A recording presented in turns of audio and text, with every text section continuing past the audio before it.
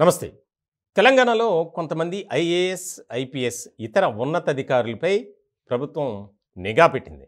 దానికి సంబంధించి వారు గతంలో పనిచేసినటువంటి ప్రాంతాలలో ఏ రకమైనటువంటి వ్యవహార శైలి కలిగి ఉన్నారు అనే దాని మీద కూడా ఇంటెలిజెన్స్‌తో విచారణ చేపిస్తుంది రేవంత్ సర్కార్.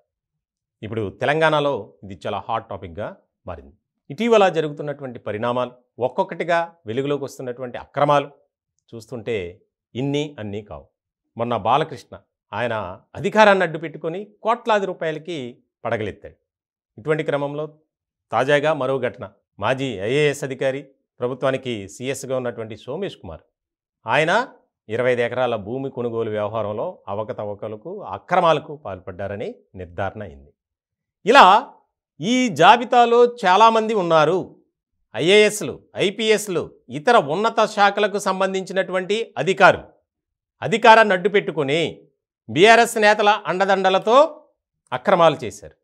ఇప్పుడు ఇదే టాపిక్ ఎక్కువగా వినిపిస్తుంది.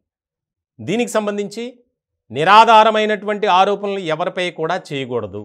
మనం ఆధారాలు సేకరించిన తర్వాత నిజమని తేలితే విచారణలో ఆ అంశాలన్నీ వాస్తవం అని మనకి రుజువైతే వారిపై కఠిన చర్యలు తీసుకోవాల్సిందే అనేది ఇప్పుడు ముఖ్యమంత్రి హోదాలో రేవంత్ రెడ్డి గారు ఆదేశించినటువంటి సందర్భం ఇప్పుడు చాలా కీలకంగా మారింది.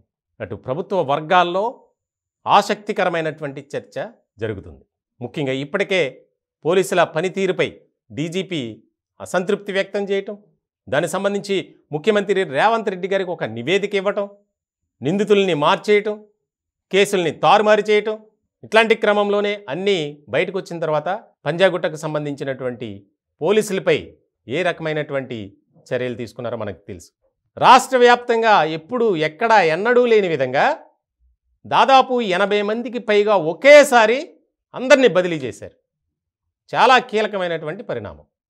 అలాగే మాజీ ఎమ్మెల్యే కుమారుడు యాక్సిడెంట్ కేసులో 2 పోలీస్ అధికారులపై వేటు, అరెస్టు. ఇంత పరువు పోయేటువంటి పరిస్థితుల్లో పోలీస్ శాఖ ఉంది. ఇది గ్రహించినటువంటి ముఖ్యమంత్రి రేవంత్ రెడ్డి గారు చాలా కీలకమైనటువంటి ఆదేశాలను జారీ చేశారు. మొత్తం అవసరమైతే ప్రక్షాళన చేయండి, ఏ పోలీస్ స్టేషన్లో ఇలాంటి అవినీతి అధికారులు ఉండకూడదు అనేది. ముఖ్యంగా ఐపీఎస్లను కూడా ఉరుకులు పరుగులు పెట్టిస్తున్నారు. తాజాగా మనం చూసాం, ఒక మాజీ ఐఏఎస్ అధికారి ఇంటి విషయంలో ఐపీఎస్ వ్యవహరించిన తీరు బయటికి రావడం, దానికి సంబంధించి అరెస్ట్ చేయటం, ఇప్పుడు జైల్లో ఉన్నాడు.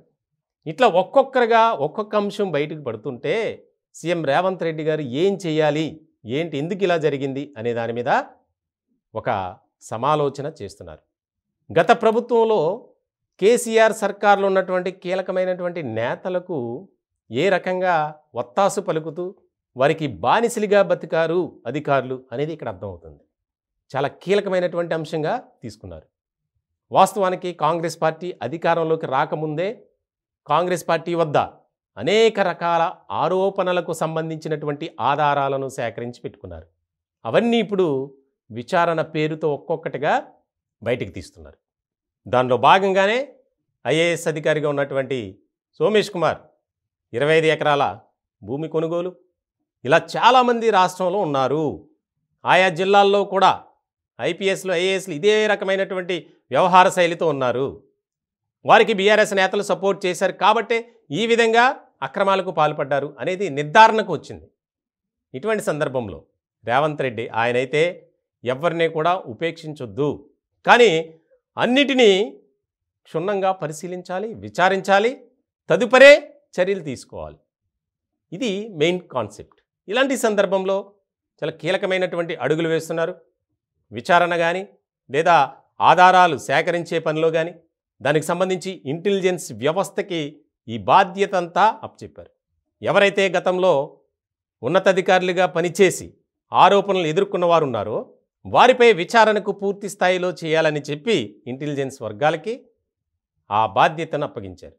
ఇప్పుడు ఇదే తెలంగాణలోని ప్రభుత్వ అధికార వర్గాల్లో ఆసక్తికరమైనటువంటి చర్చ జరుగుతుంది. వాస్తవానికి నిబద్ధతతో, క్రమశిక్షణతో పనిచేసే అధికారులు చాలామంది ఉన్నారు. ఇలాంటి వారి వల్ల వారు కూడా అబాసు పాలవుతున్నటువంటి పరిస్థితి. సో చాలా సీరియస్గా తీసుకున్నటువంటి అంశం. మరికొద్ది రోజుల్లోనే ఈ భూ వివాదాల్లోనూ చాలా అంశాల్లో అధికారులు పేర్లు బయటకు వస్తున్నాయి అనేది మాత్రం బాగా చర్చ జరుగుతుంది.